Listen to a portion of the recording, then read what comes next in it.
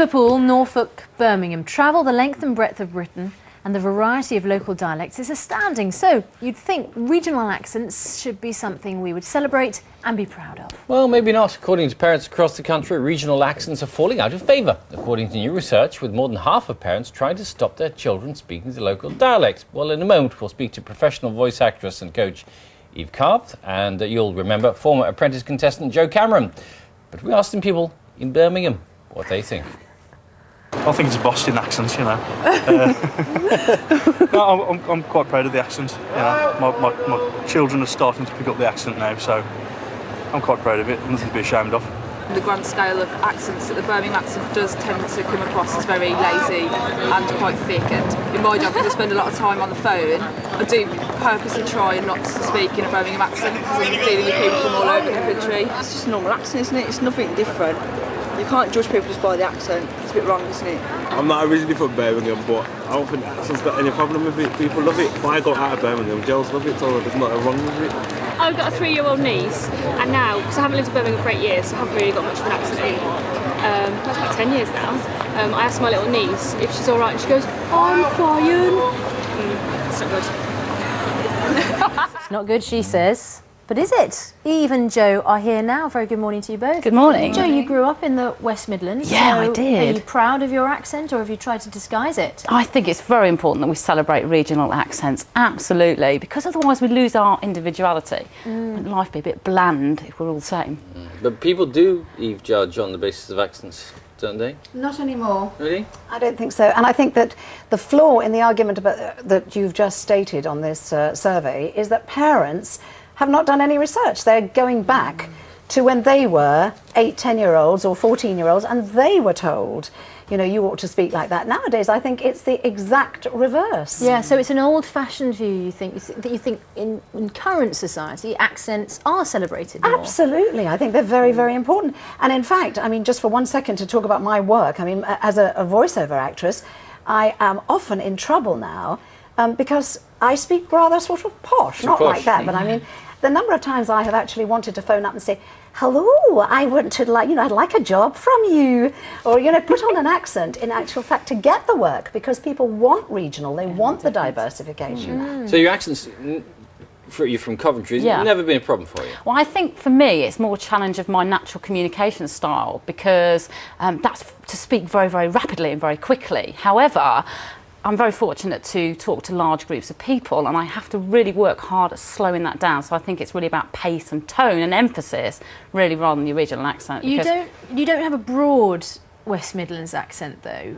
Did your parents suggest to you at any stage you should change your? Not. I think it's because when you go to university, for example, you pick up different dialects or accents, and when you travel around about and mix with different people, you pick up bits and pieces along the way. But there are accents and accents, aren't there? For instance, if you go to, say, a city like Edinburgh or Glasgow, you'll find there's one kind of accent in, say, on the south side of Edinburgh, and a very, very different accent on the other side of the city, and that betrays really your social status. To some extent, but now there's so much integration everywhere, and there's so much immigration, and there's so many accents. Variety is the spice of life now in England. I think it is a completely different scene. And Scotland. Great Britain. Great Britain. I just think in the UK it's changed to such an extent that there's no more stigma attached to accents. And I think exactly like Joe was saying, it's timbre, it's quality, it's what you're saying. I mean, you find people with accents, regional accents from abroad in every walk of life, medical, legal, acting, in everything, and parliamentarians, everybody. Well, let's look back at sorry, Joe, to interrupt. I was just going to say, before we carry on, let's look back at a time when an accent was seen as something that would hold you back. This is going to be ghastly. Control yourself, Higgins. Give the girl a chance. Oh, well, I suppose you can't expect you to get it right the first time. Now, come here, Eliza, and watch closely. Now, you see that flame? Every time you pronounce the letter H correctly, the flame will waver, and every time you drop your H, the flame will remain stationary. That's how you'll know if you've done it correctly. In time, your ear will hear the difference. See it better in the mirror. Now, listen carefully. In Hertford, Hereford, and Hampshire, hurricanes hardly ever happen. Now, repeat that after me. In Hartford, Hereford and Hampshire, hurricanes hardly ever happen. In Hartford, Hereford and Hampshire, hurricanes hardly ever happen. Oh, no. Have you no ear at all? Should I do it over? No, please. Well, there.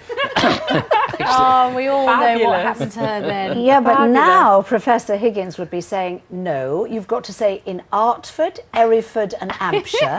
They would reverse it. Yeah. I think that is an important point that I was going to make, is that we talked about politicians, and I think politicians have become too polished and almost unbelievable in what they say because they've lost their individual sort of characteristics. It's kind of refreshing because I've always thought that because of television, actually, that everything is becoming a little bit homogenised, and one day we'll all end up speaking estuary English. But apparently not. No, I don't think so, because I mean, look how many new. I mean, Scottish, for instance, Scots became flavour of the month. You know, everybody wanted a Scottish accent.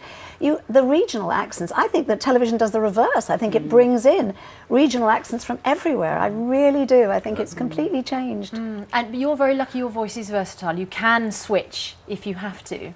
I suppose I can, yes. I wish I'd have met Eve some time ago, because I recorded in The Apprentice. We had to put a radio advert together, and I just remembered this morning I was desperate to do the voiceover and just couldn't do it and cried. So I wish Eve I'd have met you before. But I wish I'd been on The Apprentice now. So I think you would have done better than me. If received pronunciation is no longer the pinnacle, doesn't that put you out of a job to a certain extent? Well, no, of course not, because I just vary it. Hello, I'd like to work for you tomorrow. Is that all right? You know, I mean, you just change it. Fabulous. Joe, thanks so much Yeah, for I don't know joining whether to us. say thank you or just ta. Either or. Thank you very much. Now, this weekend, Liverpool is gearing